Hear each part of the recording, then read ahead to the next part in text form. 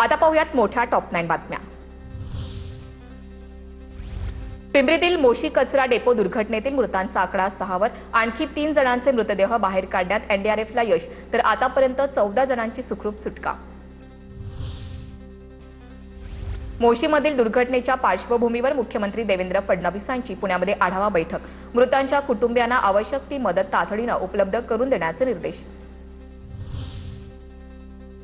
मोशी दुर्घटना प्रकरणी Anthony Lara कंपनीकडून मृत व्यक्तीच्या कुटुंबाला प्रत्येकी 25 लाखांची मदत। इमारतीच्या मजल्यांचा पूर्णत्वाचा दाखला होता का असं विचारलं असता कंपनीचे ग्रुप प्रेसिडेंट महिंद्रा अनंतुला यांचा काढता पाय।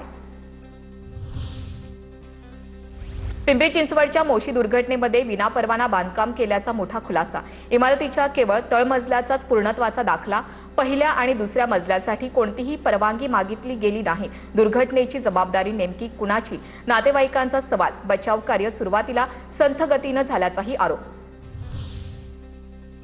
कोल्हापूरच्या कागलमध्ये लव्ह जिहादचा प्रकार, लग्नाचं आमिष दाखवून अमन नावाच्या तरुणानं मुलीला पळवून नेल्याचा आरोप। अयोध्येतील राम मंदिरामध्ये देणगी मोजणाऱ्या 23 कर्मचाऱ्यांचा एकाच वेळी राजीनामा। चोरी झाल्यानंतर भाविकांकडून 500 रुपयांच्या नोटांऐवजी 10 आणि 20 रुपयांच्या नोटा दानपेटीमध्ये टाकण्याचा प्रकार वाढला।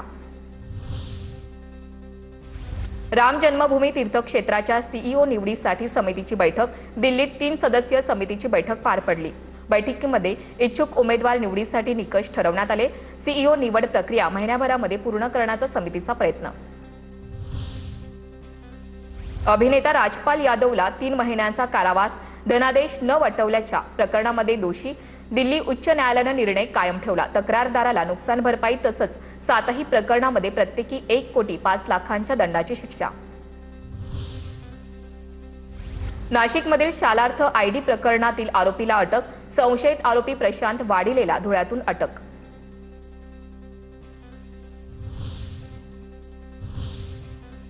आता पाहूयात महत्त्वाच्या टॉप 9 बातम्या।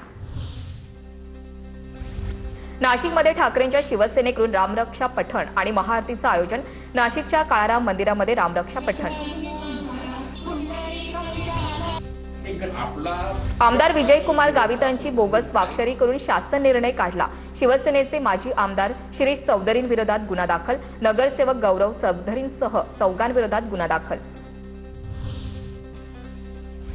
बोगस बियाण्यानंतर आता बोगस खतांची भर। ऑन कॅमेरा पोते फोडले असता एका पोत्यामध्ये दगड, गोटे आणि खडी आढळली। लातूर जिल्ह्यातल्या रेणापूरमधील प्रकार। मतदार ओळखपत्र प्रकरणामध्ये प्रकाश राज यांना जामीन मंजूर। बंगळुरू न्यायालयाकडून प्रकाश राज यांना जामीन। वेगवेगळ्या राज्यांमधील अनेक विधानसभा मतदारसंघांमध्ये मतदार म्हणून नोंदणी होती।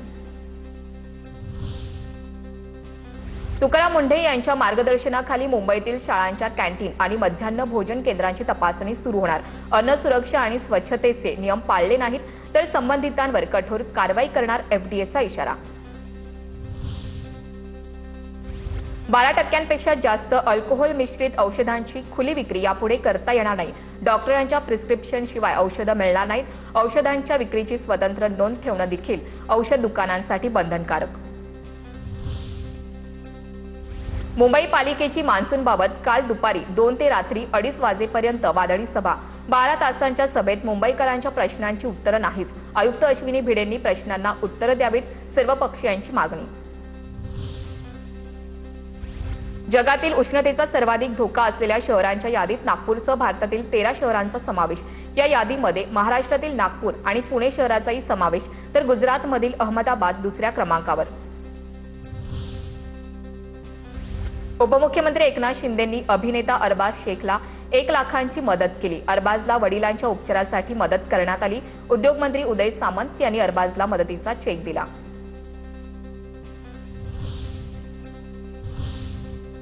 आता पाहूयात मुंबई पुण्यातल्या टॉप 9 बातम्या। पुण्यातील पर्वती भागामध्ये भलं मोठं झाड कोसळलं। एक अत्यंत जुनं आणि विशाल झाड अचानक कोसळल्याची धक्कादायक घटना। झाड कोसळत असतानाचा अंगावर काटा आणणारा सीसीटीव्ही समोर।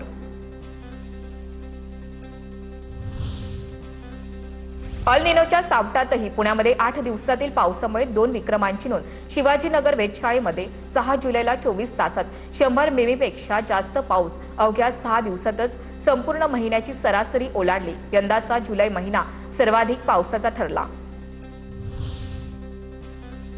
अनिल अंबानींच्या उद्योग समूहावर ईडीची मोठी कारवाई. अंबानींशी संबंधित प्रकरणामध्ये ईडीकडून 1021 कोटींच्या मालमत्ता जप्त. कथित गैरव्यवहाराची पीएमएलए अंतर्गत चौकशी. 15,000 कोटींच्या सार्वजनिक निधींचा गैरवापर झाल्याचा ईडीचा आरोप. मध्य आणि हार्बर रेल्वे मार्गावर उद्या ब्लॉक. छत्रपती शिवाजी महाराज टर्मिनस ते विद्याविहार आणि सीएसएमटी ते चुनाभट्टी वांद्रे दरम्यान ब्लॉक. काही लोकल विलंबानं धावणार असून काही लोकल फेऱ्या रद्द होणार. राज्य सरकारकडून म्हाडा कायद्यामध्ये दुरुस्ती. मुंबईतील 13,000 धोकादायक सेस इमारतींच्या पुनर्विकासाचा मार्ग मोकळा.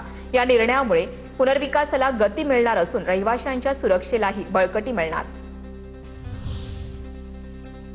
ठाण्यातील घोडबंदर रोडवर वाहतूक कोंडी. अतिवृष्टीमुळे रस्त्यावर खड्डे पडल्यानं खड्ड्यांचे कॉन्क्रिटीकरण करण्याचं काम सुरू. रात्री 12 वाजेपर्यंत कॉन्क्रिटीकरणाचं काम. दहिसरमध्ये पोहण्यासाठी गेलेल्या 2 विद्यार्थ्यांचा बुडून मृत्यू. केतकीपाडा परिसरातील खदानीमध्ये पोहण्यासाठी गेलेले दोघे बुडाले.